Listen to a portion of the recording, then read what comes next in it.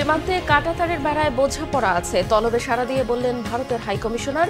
বাংলাদেশের 1 ইঞ্চি জমিও ছাড় না দেওয়ার হুঁশিয়ারি স্বরাষ্ট্র উপদেষ্টার। চিকিৎসার পঞ্চম দিনে কিছুটা উন্নতি হয়েছে বেগম খালেদা জিয়ার শারীরিক অবস্থার, জানিয়েছেন ডাক্তার এজএডএম জাহিদ হোসেন। আগামী নির্বাচন হবে সর্বকালের সেরা ও ঐতিহাসিক, নিশ্চয়তা প্রধান উপদেষ্টার। এবছরই নির্বাচন চায় বিএনপি।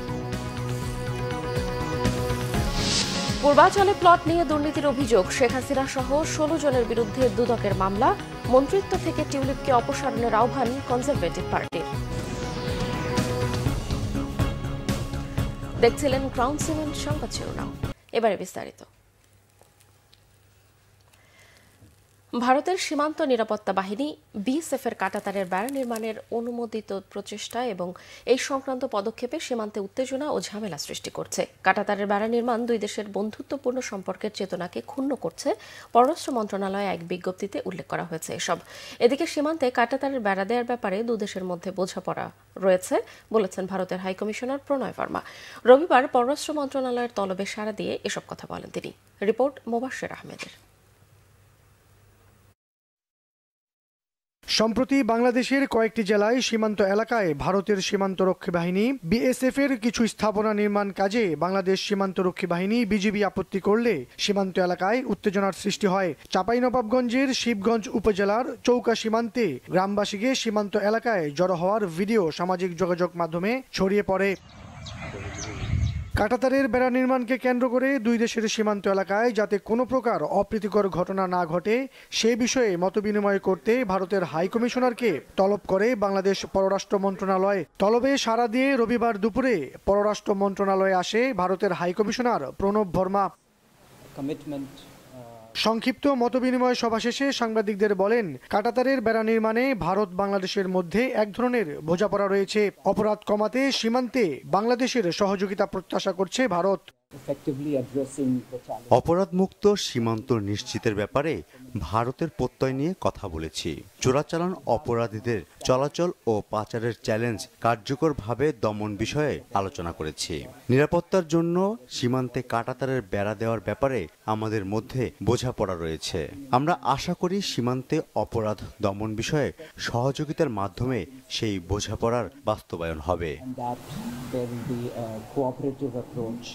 সীমান্তে কাঁটাতারের বেড়া নির্মাণ বিষয়ে দুই দেশের কি আলোচনা হলো সেই বিষয়ে কথা বলেননি পররাষ্ট্র উপদেষ্টা মোহাম্মদ তৌহিদ হোসেন। পরে পররাষ্ট্র মন্ত্রণালয় এক প্রেস বিজ্ঞপ্তিতে জানায়, ভারতের সীমান্ত নিরাপত্তা বাহিনী বিএসএফ এর কাঁটাতারের বেড়া নির্মাণের অনুমোদিত প্রচেষ্টা এই সংক্রান্ত পদক্ষেপ সীমান্তে উত্তেজনা ও ঝামেলা সৃষ্টি করছে।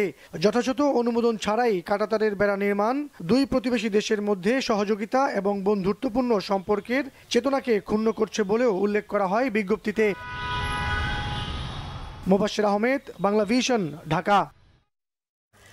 ভারতকে বাংলাদেশের ভূখণ্ড দখল করতে দেয়া হবে না, যেখানে চেষ্টা সেখানেই কঠোর প্রতিরোধ গড়ে তোলার হুঁশিয়ারি দিলেন স্বরাষ্ট্র উপদেষ্টা অবসরপ্রাপ্ত লেফটেন্যান্ট জেনারেল জাহাঙ্গীর আলম চৌধুরী। রবিবার সচিবালয় ব্রিফিংয়ে স্বরাষ্ট্র উপদেষ্টা সীমান্তে ভারতের যে কোনো কর্মকাণ্ডের বিরুদ্ধে হুঁশিয়ারি উচ্চারণ করেন। তিনি বলেন, আওয়ামী লীগ সরকার ভারতকে সীমান্তে অসম সুবিধা দিয়ে চুক্তি করেছে, যার সুযোগ নিচ্ছে দেশটি। সমস্যা সমাধানে আগামী মাসে বিএসএফ বিজিবি মহাপরিচালক পর্যায়ের বৈঠক হবে। সীমান্তে শক্তি বাড়ানো হচ্ছে বলেও জানান তিনি। বাংলাদেশের 1 ইঞ্চি জমিও ছাড় দেওয়া হবে না। বাংলাদেশ ভারত সীমান্তে 4156 কিলোমিটারের মধ্যে ভারত 3271 কিলোমিটারে কাঁটাতারের বেড়া দিয়েছে বলেও জানান জাহাঙ্গীর আলম চৌধুরী। আমাদের বিজিবি খুব শক্ত অবস্থান নেওয়ায় তারা এই জায়গা থেকে কাজ বন্ধ করতে বাধ্য হয়েছে। কিন্তু এখানে একটা বড় সমস্যা হয়েছে, যেহেতু আগের সরকার এখানে কিছু কিছু জায়গায় তারা ইন রাইটেন তারা লিখিত দিয়ে গেছে, এই জায়গায় এটা করতে পারবা, এই জায়গায় এটা করতে পারবা, বাট যেগুলি তাদের দেওয়াটা উচিত হয় নাই। আমরা তো কঠোরই, আমাদের জায়গা দিব না, এতে আবার কঠোরের কি আছে? আমার জায়গা আমি কঠোর থাকবো না মানে কি? কি এখন হলো কি, তারা বিভিন্ন জায়গায় তো সমস্যা করার চেষ্টা করবে, বাট আমরা যেভাবে হোক ছলে বলে কৌশলে যেইভাবে ওই সমস্যা সমাধান করব। চিকিৎসার পঞ্চম দিন রবিবার বিএনপি চেয়ারপারসন বেগম খালেদা জিয়ার শারীরিক অবস্থার কিছুটা উন্নতি হয়েছে জানিয়েছেন তার ব্যক্তিগত চিকিৎসক ও দলের স্থায়ী কমিটির সদস্য ডক্টর AZM জাহিদ হোসেন। এদিকে বেগম জিয়ার খোঁজ খবর নিতে প্রতিনিয়ত লন্ডন ক্লিনিকে ভিড় করছে দলীয় নেতাকর্মীরা। তাদের আশা বেগম জিয়া সম্পূর্ণ সুস্থ হয়ে দেশকে আবারও নেতৃত্ব দেবেন। লন্ডন থেকে বিস্তারিত জানাচ্ছেন মোহাম্মদ আব্দুল হান্নান। দেশ বিদেশের অনেকেরই নজর এখন মার্লিবনের দ্য লন্ডন ক্লিনিককে ঘিরে, যেখানে 5 দিন ধরে চিকিৎসারত বাংলাদেশের সাবেক প্রধানমন্ত্রী ও বিএনপির চেয়ারপারসন বেগম খালেদা জিয়া। সেখানে সকাল থেকে সন্ধ্যা পর্যন্ত ভিড় করছেন বিএনপির নেতা কর্মীরা। ম্যাডামের সাথে দেখা করার তো কোনো সুযোগ নাই, তাই বাইরে থেকেই একটু ম্যাডামের জন্য দোয়া করে গেলাম। বেগম খালেদা জিয়ার সম্পূর্ণ সুস্থতা কামনা করে দেশবাসীর কাছে দোয়াও চাইলেন সবাই। দেশবাসীর কাছে দোয়া চাই উনি যাতে তাড়াতাড়ি সুস্থ হয়ে সবার মাঝে ফেরত আসতে পারে। দোয়া চাচ্ছি, বেগম জিয়ার আশু রোগ মুক্তি কামনা করছি। এদিকে রবিবার বেগম খালেদা জিয়ার চিকিৎসার সর্বশেষ অবস্থা সম্পর্কে সাংবাদিকদের ব্রিফ করেছেন তার ব্যক্তিগত চিকিৎসক ও বিএনপির স্থায়ী কমিটির সদস্য অধ্যাপক ডাক্তার জাহিদ হোসেন ও উপদেষ্টা ডক্টর এনামুল হক চৌধুরী।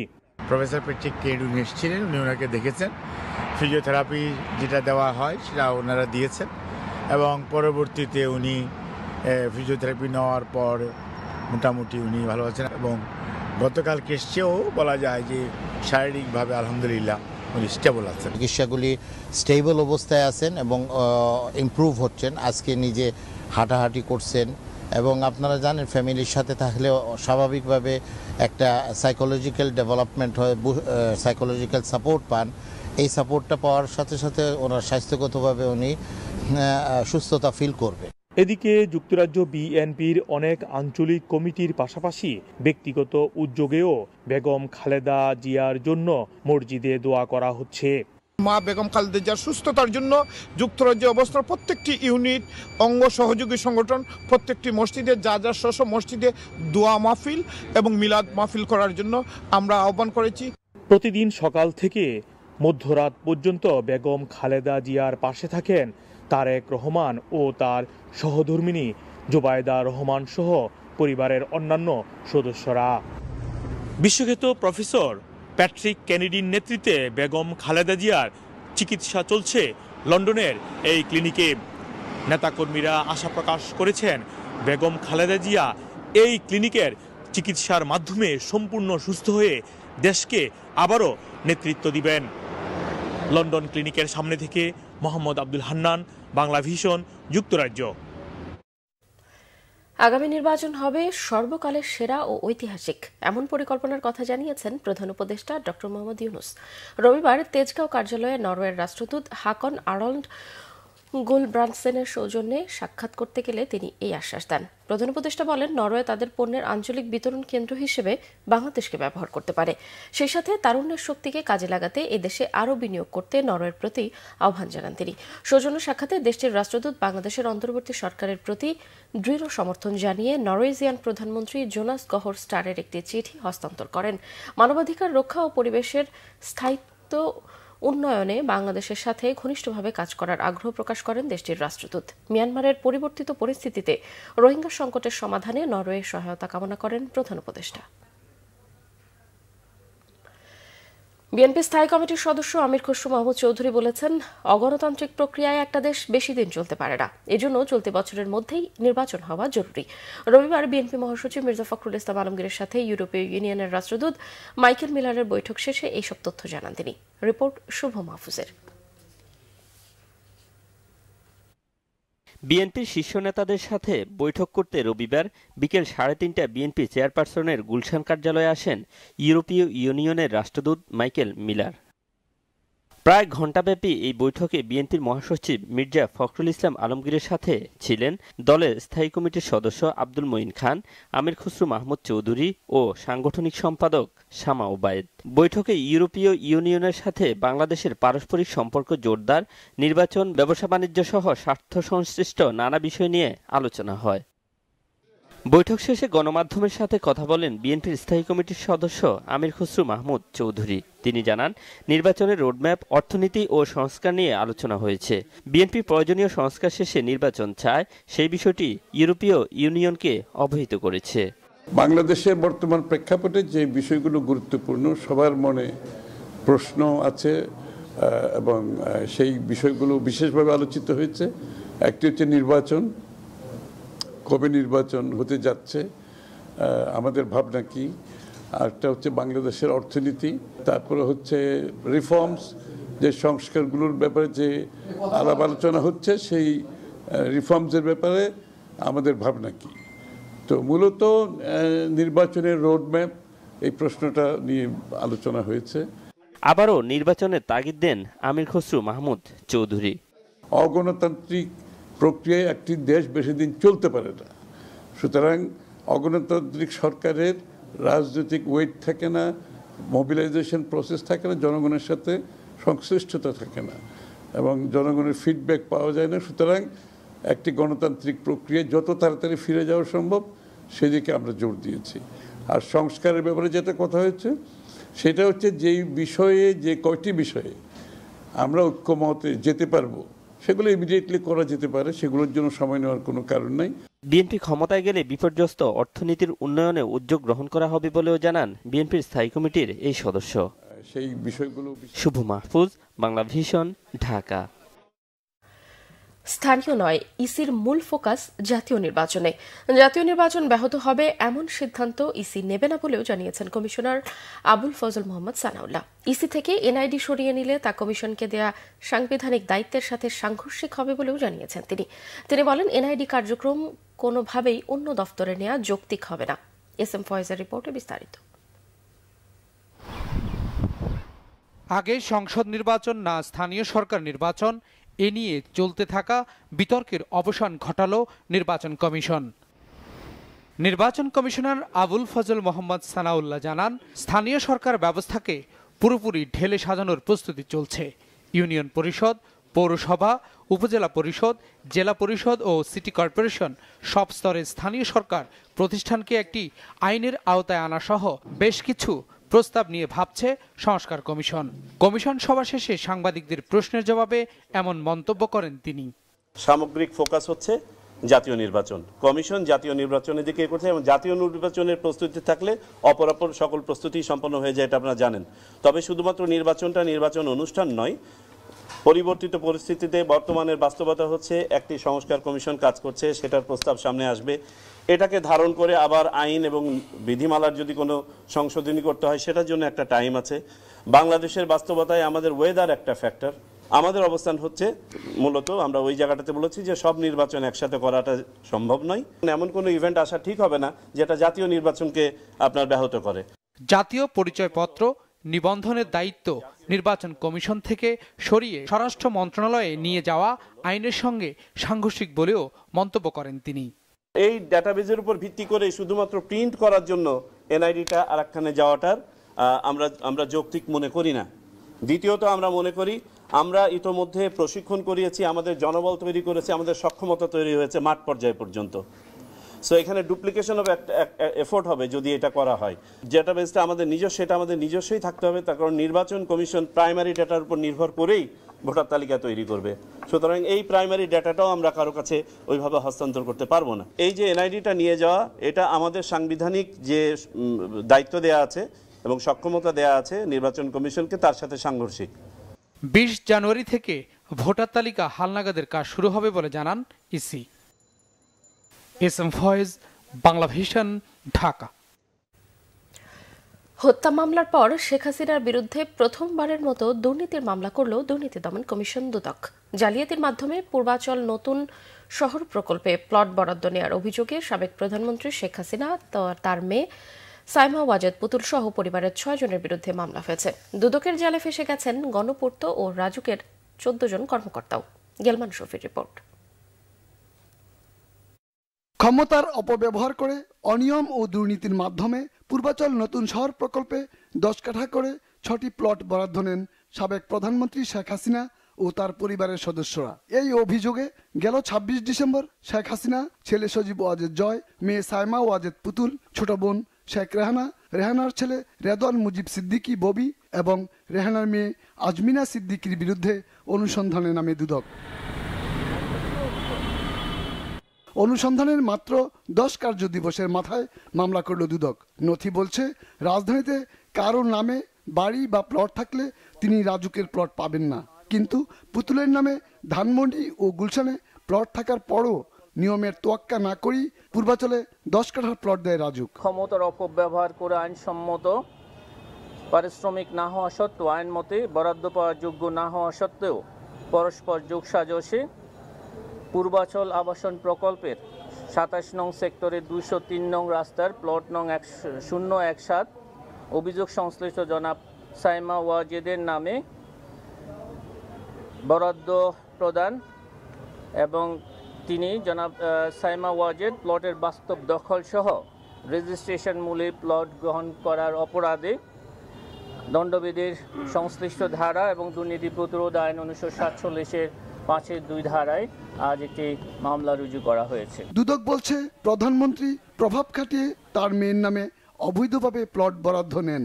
মামলায় আরও আসামি করা হয় গৃহায়ন ও গণপূর্ত মন্ত্রণালয়ের সচিব শহীদ উল্লাহ খন্দকার, সাবেক রাজুক চেয়ারম্যান আনিসুর রহমান মিয়া সহ ১৪ জনকে। জনাব সাইমা ওয়াজেদ পুতুল, জনাব শেখ হাসিনা সাবেক প্রধানমন্ত্রী সহ জাতীয় গৃহায়ন কর্তৃপক্ষ এবং রাজুকের সংশ্লিষ্ট কর্মকর্তা সহ মোট ১৬ জনের বিরুদ্ধে আলোচ্য মামলাটি রুজু করা হয়েছে। নিয়ম অনুযায়ী আমাদের বিধিমালা অনুযায়ী তদন্তকারী কর্মকর্তা নিয়োগ করা হবে এবং তদন্তকারী কর্মকর্তা তদন্তকালে বাকি কাজগুলো আমাদের প্রচলিত বিধি অনুযায়ী সেগুলো সম্পন্ন করবেন। পর্যায়ক্রমে শেখ হাসিনার পরিবারের নামে পূর্বাচলে আরও ৫০ কাঠার প্লট বরাদ্দে অনিয়মের ঘটনায় দুদক ৫টি মামলা করবে বলে জানা গেছে। গেলমান শফি, বাংলা ভিশন, ঢাকা। বাংলাদেশের সাবেক প্রধানমন্ত্রী শেখ হাসিনার ভাগ্নি ও যুক্তরাজ্যের সিটি মিনিস্টার টিউলিপ সিদ্দিককে বরখাস্ত করতে দেশটির প্রধানমন্ত্রী কিয়ার স্টারমারের প্রতি আহ্বান জানিয়েছে প্রধান বিরোধী দল কনজারভেটিভ পার্টির প্রধান কেমি ব্যাডেনচ। রবিবার ব্রিটিশ সংবাদ মাধ্যম বিবিসির প্রতিবেদনে এমনটি উঠে আসে। সোশ্যাল মিডিয়া এক্সে দেয়া এক পোস্টে কনজারভেটিভ পার্টির ওই নেতা বলেন, কিয়ার স্টারমার যাকে দুর্নীতি বিরোধী মন্ত্রী হিসেবে নিয়োগ করেছেন তিনি এখন দুর্নীতির অভিযোগে অভিযুক্ত। টিউলিপ সিদ্দিকের কারণে যুক্তরাজ্য সরকার তাদের নিজেদের তৈরি আর্থিক সমস্যা সমাধানে মনোনিবেশ করতে পারছেন না বলে অভিযোগ করেন কেমি ব্যাডেনচ। প্রধানমন্ত্রী স্টারমারকে ইঙ্গিত করে তিনি বলেন, টিউলিপ সিদ্দিককে বরখাস্ত করার সময় এসেছে। বিবিসির প্রতিবেদনে বলা হয়, টিউলিপকে নিয়ে বাংলাদেশের অন্তর্বর্তীকালীন সরকারের প্রধান উপদেষ্টা ড মোহাম্মদ ইউনুসের মন্তব্যের পরই কনজারভেটিভ পার্টির নেতা কেমি ব্যাডেনচ এই মন্তব্য করেছেন। প্রধান উপদেষ্টা ড মোহাম্মদ ইউনুস সম্প্রতি সানডে টাইমসকে বলেছিলেন, টিউলিপ সিদ্দিকের তার খালা শেখ হাসিনার ঘনিষ্ঠ জনদের দেয়া লন্ডনের সম্পত্তিতে বসবাসের বিষয়ে ক্ষমা চাওয়া উচিত। আইএমএফের চাপে নয়, অর্থনীতিকে শক্তিশালী ও মূল্যস্ফীতি কমাতেই সরকার ভ্যাট বাড়িয়েছে, এমন তথ্য জানিয়েছেন প্রধান উপদেষ্টার প্রেস সচিব শফিকুল আলম। তিনি দাবি করেন, বর্ধিত ভ্যাট আরোপে জনজীবনে বড় ধরনের কোনো প্রভাব ফেলবে না। রবিবার সন্ধ্যায় ফরেন সার্ভিস একাডেমিতে ব্রিফিংয়ে প্রেস সচিব জানান, গত মাসে লক্ষ্যমাত্রার চেয়ে ৪২,০০০ কোটি টাকা কম রাজস্ব আদায় হয়েছে। ট্যাক্স জিডিপির অনুপাতও নিম্নমুখী। এমন বাস্তবতায় বর্ধিত ভ্যাট আরোপে বাধ্য হয়েছে সরকার। আদায় করা অর্থ মানুষের উন্নয়নেই ব্যয় হবে বলেও জানান প্রধান উপদেষ্টার প্রেস সচিব। শিল্পে গ্যাসের দাম বাড়ানোর ফলে আন্তর্জাতিক পর্যায়ে কারখানাগুলোর প্রতিযোগিতা বাড়বে বলেও আশা করেন তিনি। অবশেষে চালু হতে যাচ্ছে বগুড়া বিমানবন্দর। রবিবার এয়ারপোর্টটির বর্তমান অবস্থা পরিদর্শনে গিয়ে নতুন করে সেই সুখবর দিলেন বিমান বাহিনীর প্রধান air chief marshal Hasan Mahmud Khan. অর্থ বরাদ্দ পেলে ১ বছরের মধ্যেই বগুড়া বিমানবন্দরে বাণিজ্যিকভাবে উড়োজাহাজ চলাচল শুরু করা সম্ভব বলে জানান তিনি। বগুড়া প্রতিনিধি আব্দুর রহিম বগরাকে নিয়ে আরও জানাচ্ছেন জিয়াউল হক সবুজ, ছবি তুলেছেন মোহাম্মদ সেলিম। বগুড়ার এরুলিয়ায় ১১০ একর জায়গার উপর গড়ে তোলা হয়েছে বিমানবন্দরের রানওয়ে। ১৯৮৭ সালে এই প্রকল্পটি হাতে নেওয়া হলেও রাজনৈতিক সদিচ্ছার অভাবসহ নানা জটিলতায় পূর্ণাঙ্গ রূপ পায়নি প্রস্তাবিত এই বিমানবন্দর। পরে তার রক্ষণাবেক্ষণের জন্য ২০০১ সালে তুলে দেওয়া হয় বিমান বাহিনীর হাতে। তখন থেকে পাইলট প্রশিক্ষণের কেন্দ্র হিসেবেই ব্যবহৃত হয়ে আসছে এই এয়ারফিল্ড। রবিবার বিমানবন্দরের সক্ষমতা যাচাই করতে সেখানে যান বিমান বাহিনী প্রধান air chief marshal Hasan Mahmud Khan. 4700 foot দৈর্ঘ্যের রানওয়েকে বিমান ওঠানামার উপযোগী করতে 6000 ফুটে উন্নীত করা সহ 4 ধাপের পরিকল্পনা তুলে ধরেন তিনি। বিমান বাংলাদেশ এয়ারলাইন্স এবং অন্যান্য এয়ারলাইন্স যেগুলি আছে প্রাইভেট এয়ারলাইন্স তাদের যে বিমান আছে তারা যদি অপারেট করতে হয় তাদের যে বিমান আছে এই লেন্থে হবে না, সো রানওয়ে বৃদ্ধি করতে হবে। সেই জন্য আমরা অনেকবার বোর্ড করেছি, অনেকবার প্রস্তাব দিয়েছি, কিন্তু তখনকার সরকারের এটা প্রায়োরিটি ছিল না। এখন আমরা এটাকে আবার প্রায়োরিটি দিচ্ছি। ফুল অপারেশন করতে হলে এই রানওয়েটাকে অবশ্যই দৈর্ঘ্য বৃদ্ধি করতে হবে মিনিমাম 1500 থেকে 2000 ফিট, এবং সেই জন্য এই পাশে মানে রানওয়ের পূর্ব দিকে রাস্তা ওইদিকে সম্ভব না, একমাত্র পশ্চিম দিকে এই দিকে একটু যেতে পারি। এখানে একটা গ্রাম আছে, এই গ্রামে আমি জানি খুব কম মানুষ থাকে, তাদেরকে আমরা রিহ্যাবিলিটেট করতে পারবো।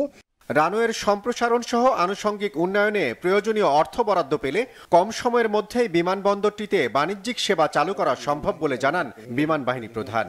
বর্তমান যেখানে আছে এর থেকে সেকেন্ড ধাপ করলে মোটামুটি ছোট বিমান আসতে পারবে, সেটা হচ্ছে 6500 ফিট রানওয়ে। কিন্তু এটাকে যদি আমরা বড় বিমান বা 737 লেভেলের আনতে চাই তাহলে 8000 ফিট রানওয়ে লাগবে, এবং আরও বড় আনলে 10000 ফিট রানওয়ে লাগবে।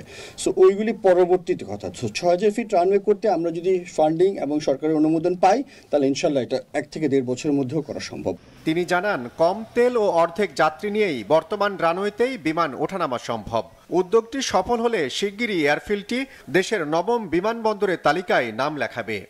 অযত্ন, অবহেলা এবং রাজনৈতিক প্রতিহিংসার কারণে প্রকল্পের প্রাথমিক কাজ শেষ হওয়ার 24 বছর পরও চালু হয়নি বগুড়া বিমানবন্দর। ওড়ানো যায়নি বাণিজ্যিক কোনো বিমানও। অথচ এই বিমানবন্দরটি চালু হলে একদিকে কর্মসংস্থান যেমন বাড়বে, তেমনিভাবে বগুড়া সহ আশপাশের জেলাগুলোর অর্থনৈতিক সমৃদ্ধিও ঘটবে ব্যাপকভাবে, প্রসার হবে পর্যটনেরও। জিয়াউল হক সবুজ, বাংলা ভিশন, বগুড়া। এবারে খেলার সংবাদ।